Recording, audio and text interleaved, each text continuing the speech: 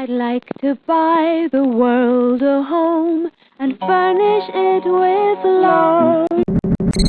تخكر بطيبو كوليكا والدي كوشيش تالتي جولبو تيجا والدي بو ممشو تيمو يوتيبو.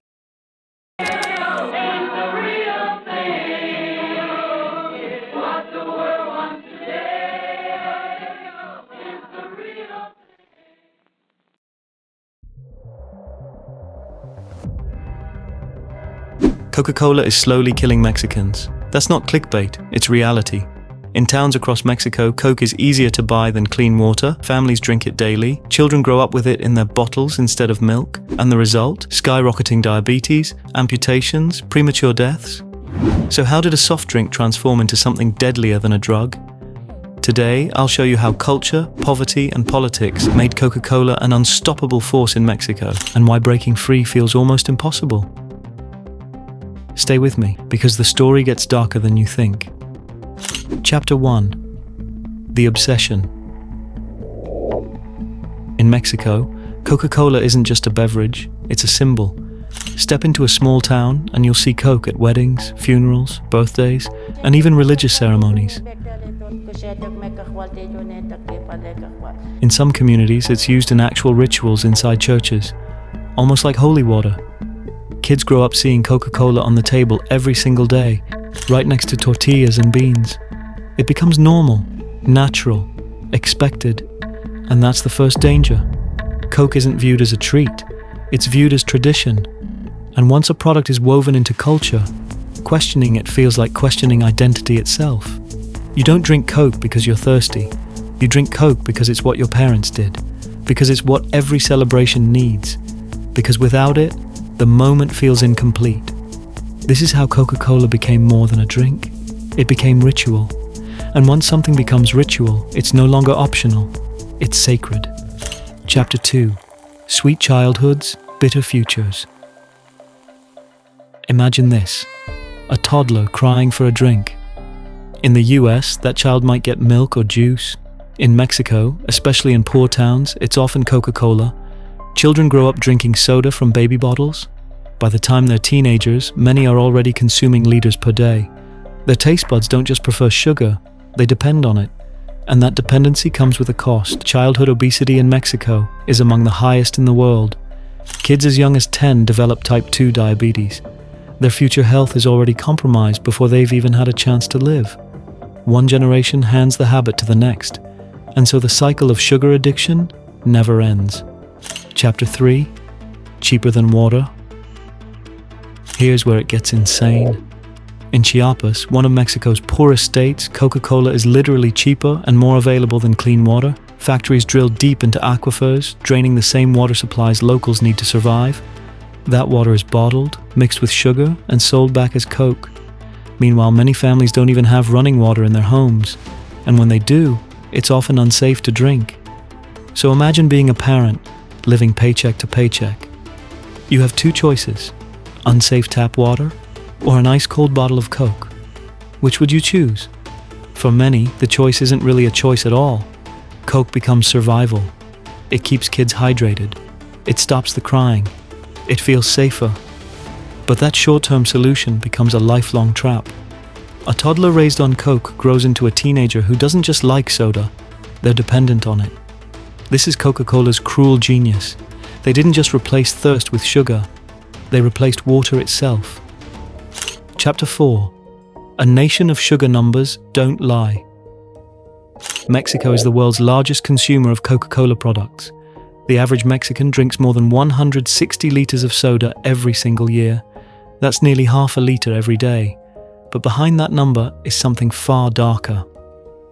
Hospitals struggle under the weight of sugar-related illnesses. The World Health Organization calls Mexico's health crisis one of the most severe in the world. Doctors describe diabetes in Mexico as a slow-motion epidemic. It doesn't spread through sneezes or coughs. It spreads through kitchens, schools, and family dinners, one bottle at a time. Chapter 5. The human cost. The statistics become flesh in hospital wards. Teenagers with amputated legs, mothers dying in their 40s, grandfathers gone long before their grandchildren can remember them. Every doctor in Mexico has a story. A young patient whose kidneys failed before adulthood. A family that spends half its income on insulin. A funeral where the coffin is far too small. What makes it worse is perception. Coke isn't seen as poison, it's seen as comfort. Families drink it while mourning loved ones whose deaths were caused by the very same product. This isn't an epidemic that makes headlines. It's one that hides inside households, killing quietly, generation after generation. Chapter 6. The Politics of Thirst. This story isn't just about sugar, it's about power. Vicente Fox, Mexico's president from 2000 to 2006, wasn't just a politician, he was a former head of Coca-Cola Mexico. The man who once pushed Coke sales became the man leading the nation. And the company's influence doesn't end there. When Mexico introduced a soda tax in 2014, Coca-Cola fought back. They lobbied politicians, launched ad campaigns, and tried to turn public opinion. Sales barely dipped. Why? Because when a drink is tied to survival and culture, no tax can break its grip. Coke doesn't just control the market, it shapes politics. And when you control both, you don't sell a product anymore. You own the nation. Chapter 7. Advertising happiness, selling death. Coca-Cola's marketing is legendary. Red and white logos promising joy, commercials showing families laughing, children smiling, celebrations glowing with happiness. But behind every smiling face in those ads lies a darker truth. The very product that's marketed as happiness is the same one fueling a nationwide health crisis. It's the greatest advertising trick of all time. Convince people that their poison is love, comfort, and family. And once you've sold an emotion, you no longer have to sell the drink. People buy it automatically. Chapter 8. The Religion of Red. In some indigenous communities in Chiapas, Coke has even replaced holy water in religious rituals. Picture it. A sacred ceremony, candles lit, chants rising,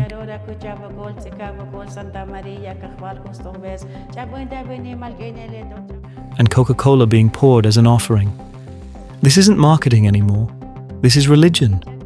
And once a product becomes faith, resistance feels impossible. You can stop drinking soda, but how do you stop believing in it?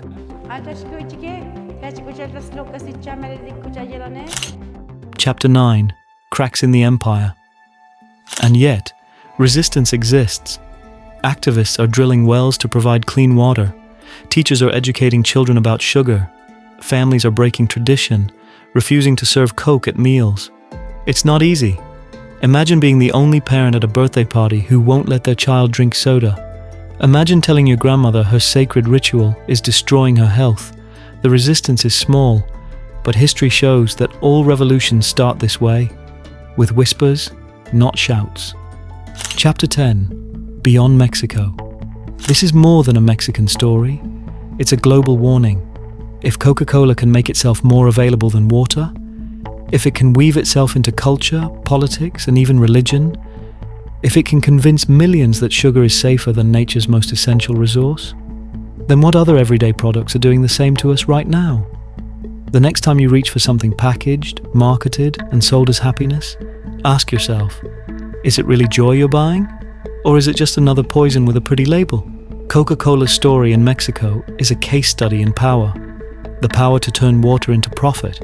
The power to turn sugar into culture. The power to turn addiction into ritual. And the price of that power is written in the bodies of millions. The red label isn't just a brand. In Mexico, it's a warning. So the next time you see a Coke bottle glowing in the sun, ask yourself, is this really refreshment? Or is this the most dangerous product the world has ever embraced? Because in Mexico, the answer is already clear, and it's killing them.